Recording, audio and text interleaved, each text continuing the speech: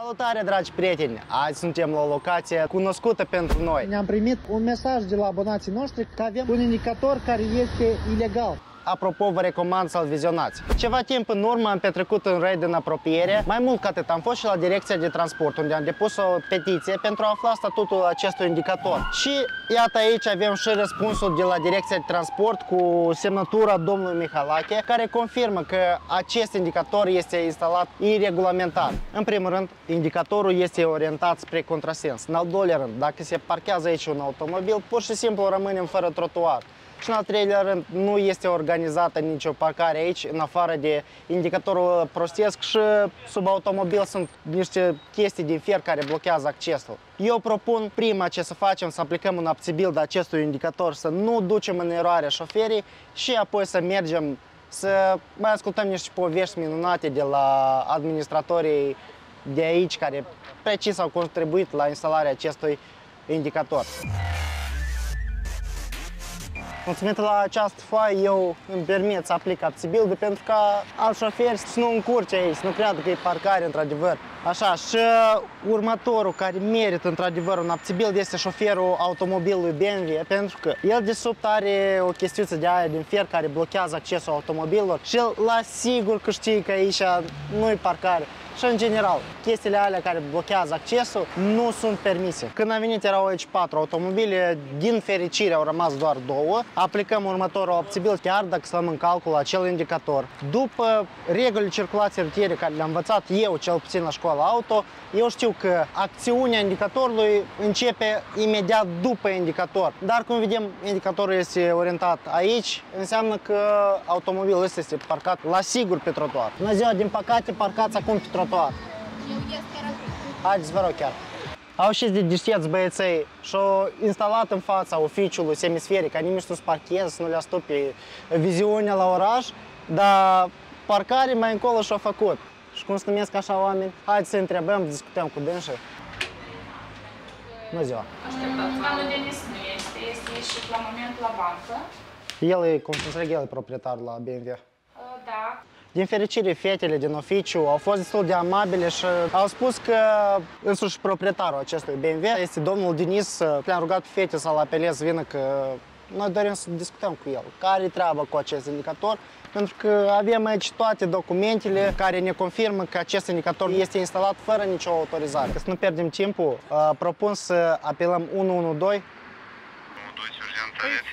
Doresc să chem un echipaj de poliție pe strada București 87, București intersecție cu Bodoni. Este informație, echipajul poliției se apropie acolo la dumneavoastră. Bine, vă mulțumesc, așteptăm. Ne-am adresat de câteva luni la Direcția de Transport, petiția, localizarea. Direcția Generală de Mobilitate Urbană a examinat petiția dumneavoastră cu privire la furnizarea informației privind legalitatea instalării indicatorului rutier 54228. Nu e corect.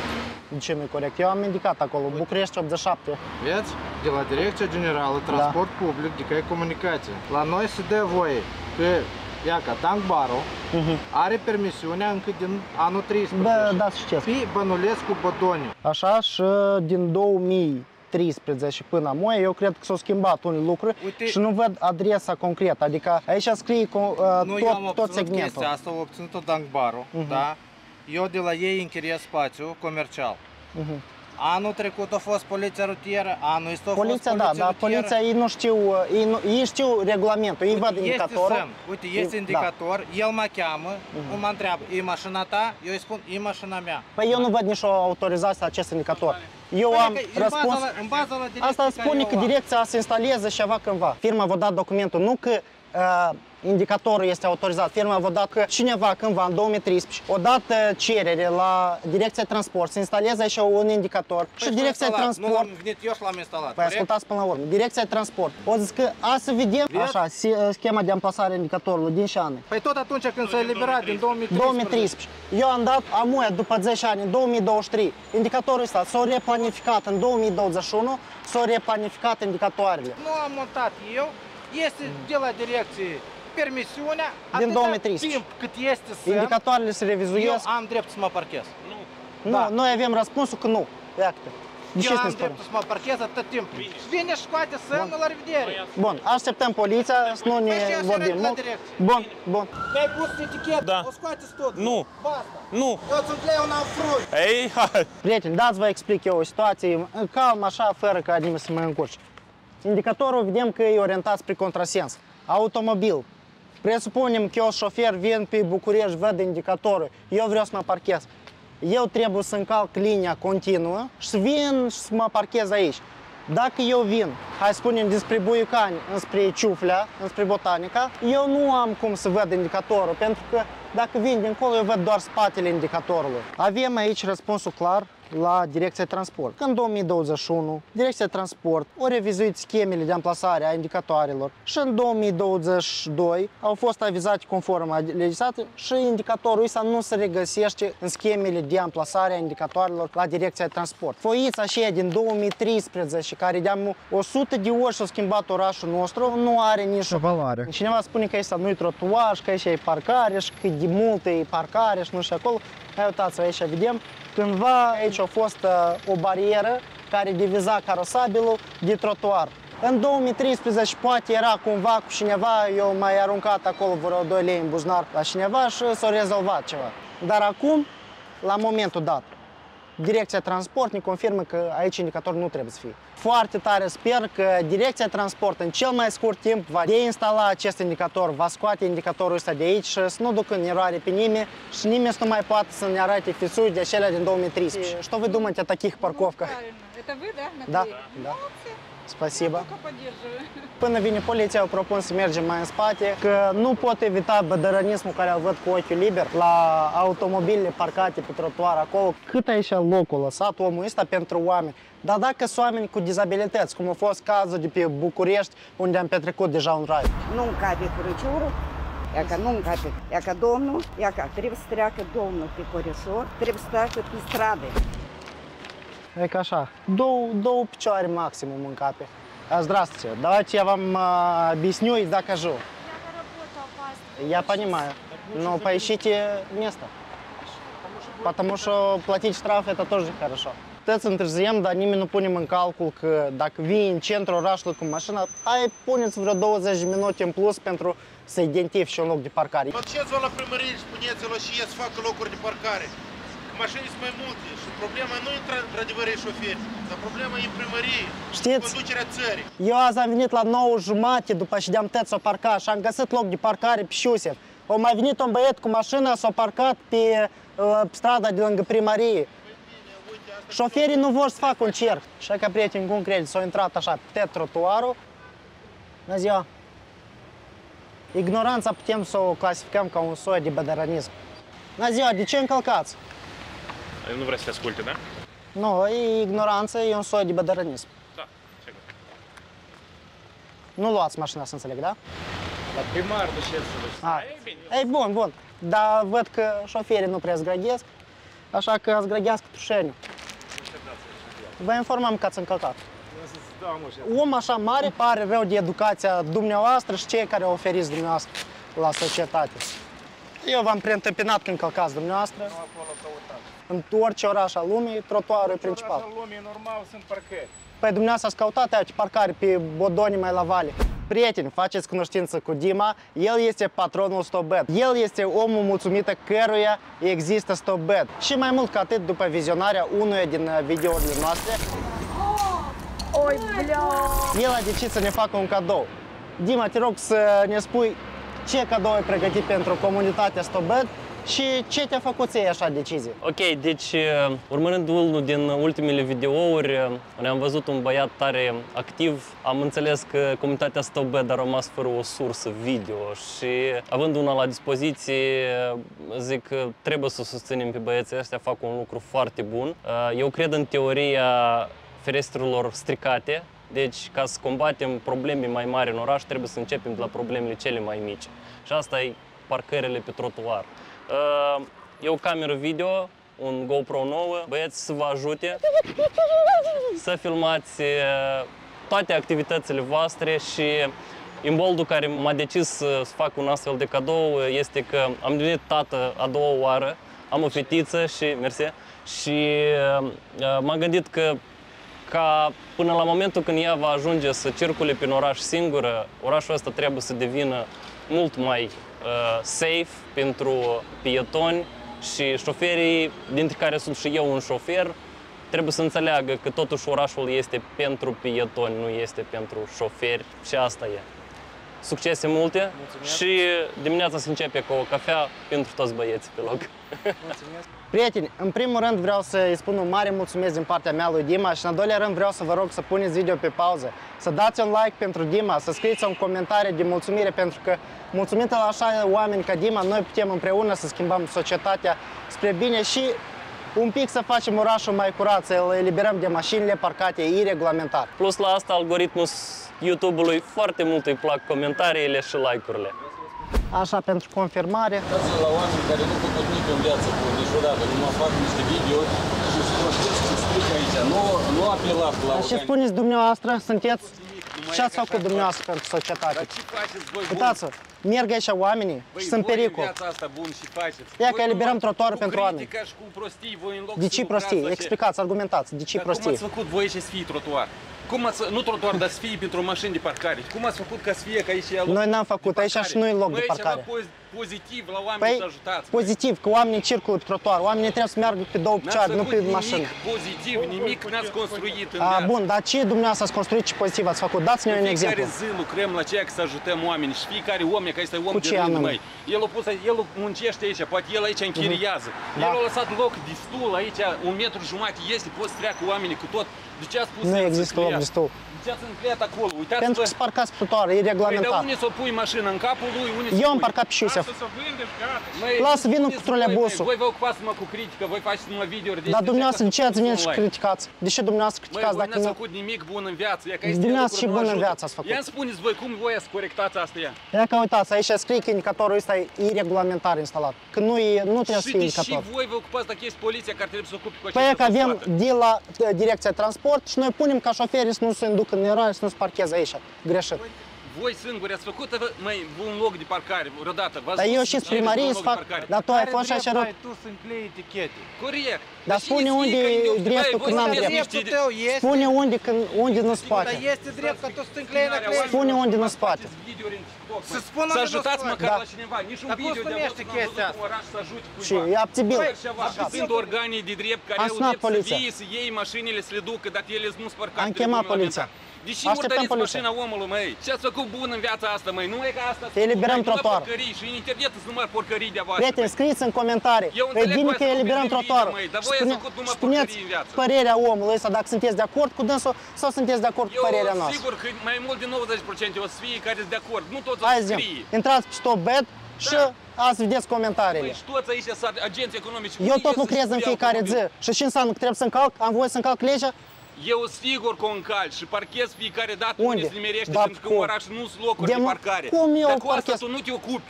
Eu vin, nu faci nimic pentru om, pentru oamenii de rând, pentru aici, agenții economici. Pentru oamenii de rând care merg pe drum, eu fac, eliberez trotuarul. Om de rând, aici poți să treci și cu tractorul. Sanda, și Sanda în cap, cu căruță. Păi, gândiți-vă la asta, băi, că nu ajutați. N-ați făcut niciun loc de parcare, mă înțelegi nu? Băi, n-ai ajutat pe nimeni în viața asta, înțelegi? Băi, pentru ce încliet aici? Pentru că încălcat. Băi, eu înțeleg, dar nu-i mașina ta, măi. Omul ăsta tu nu știi cine. Trotuarul ăsta. Băi, nu știi cine, băi, și tu îi deseni mașina, blядь. N-ai... Nu i-am desenat-o. Băi, tu uite aici așa spune, nu calm, măi. Calm. Cine sunteți voi să puneți să clec aici, măi? Să încleie. Sar la oameni. Și voi să vii să lăpătai la om. Și voi să și sar la om. Ai strigi tehnică. Ai strigi tehnică, nu te apropia. Voi și om normal, GIS local, nu e descris nimic de parcare, numărul cadastral, toate e spațiu public și nu e nimic de parcare.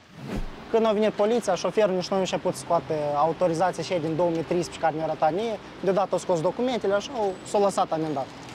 Pentru că am înțeles că totuși documentul nostru e mai valabil ca a lui. Acolo șofer vrea să fugă de la loc, dar eu n-am să ales. Stați pe loc, pe loc, pe loc, pe loc. Actele în mână și la poliție. Ai noroc, blядь, ai noroc. Sur la cap, dar fără minte? Sau cum se spune mai corect? Încă un șofer, după ce am mânat actele la inspector, a rămas cu apa în gură. Cum poți să-i spui mai corect la un om care e mai mare decât tine cu 40 de ani și el se comportă așa, te ofensează, în loc să-ți dai un exemplu, pe care tot ei bătrânetul spun că voi tineretul, uitați-vă și exemple dați, uitați-vă la voi, dar vedeți cum se comportă oamenii mai în vârstă. Așa că când spune cineva că trebuie de luat exemplu de la oamenii în vârstă, trebuie să le arătați secvența asta video în care ei pe noi ne ofensează și ne numesc. Bună ziua, ce părere aveți despre mașinile parcate pe trotuar aici? Vedeți că au ocupat tot trotuarul acolo și așteptați, știți? Nu poți trece. Bună ziua, ce părere aveți despre așa parcare, cum se parchează șoferii dați? Там, где вот ступеньки, и мы не могли пройти с коляской, там действительно, как бы я выходила на проезжую часть и обходила, как бы. Ну, это стадный инстинкт. Паркуется один, потом паркуются все. Если правила для всех, не только для одного. Și oamenii ăștia cred la sută că ei nu încurcă la nimeni. E ca domnul în cauză, când a deschis ușa, mai domnul a dat doi oameni cu copii jos. Adică, înțelegeți care e situația? El ocupă jumătate de trotuar și când deschide ușa, el dă peste oameni, lovește oameni. Și încă alți șoferi se parchează într-așa mod că mama cu copilul sunt nevoiți să meargă pe carosabil, ocolind mașinile pe trotuar. Faceți concluzii. Probabil ăsta e cel mai costisitor ride după apțibilduri. Vreau să mulțumesc din suflet patronii, pentru că doar mulțumită lor noi avem posibilitatea de a face aceste apțibilduri care sunt bine meritate de bădărani. Și acum o să aplic înapoi apțibildul pe acest semi-indicator. Unde am îndoiet? Unde am îndoiet? Pe a statului. Da. Dar de ce statul îmi spune că n-are așa semn? Domnul așa îți bătea cu pumnul în piept că aici este loc de parcare și până la urmă tot îl părăsește și s-a lăsat foarte ușor amendat. Da, foarte ilegal. Bună ziua, știți că e regulamentar? Eu am cheie în bagajnic. Nu vrei să duci după cheie? Care e problema aici? Că e parcă... Bună. Că îți parchează, ea ca, unde nu se poate. Așa ceva este ilegal. Și asta. Asta e spațiu public. Eu am căcător dacă trebuie. Am o? Eu tot am înțeles. De 13 Da. cheie de 13. Mai ne l-a dat Dumnezeu pe omul ăsta.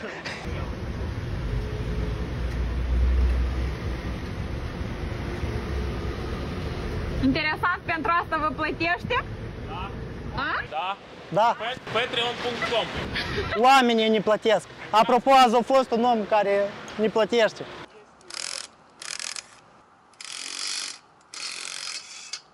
Ne ducem și îl dăm. Dar să nu spuneți că vă l-am furat. Vă-l pun aici.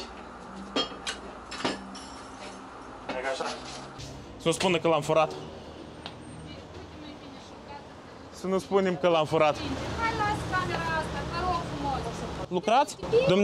Dumneavoastră lucrați? Degradat, de asta sunteți. Și rubrica noastră preferată, dislike pentru agenții. Prima a fost Aron, a doua a fost stomatologie, așa trebuie să fie Dar Tur Prim, agenții turism. Degradat. Degradați, așa? Dar nu vreau să vorbesc urât.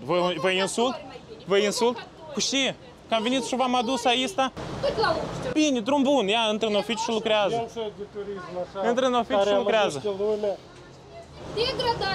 Prieteni, iată și finalul. În sfârșit pleacă și ultimul automobil. În spatele meu porțiunea de trotuar este absolut liberă. Indicatorul este cu apțibildul nostru și la fel am scos și bariera de fier care era pusă în pământ. A fost un raid destul de interesant cu bădărani adevărați care nu știu cum învață copiii.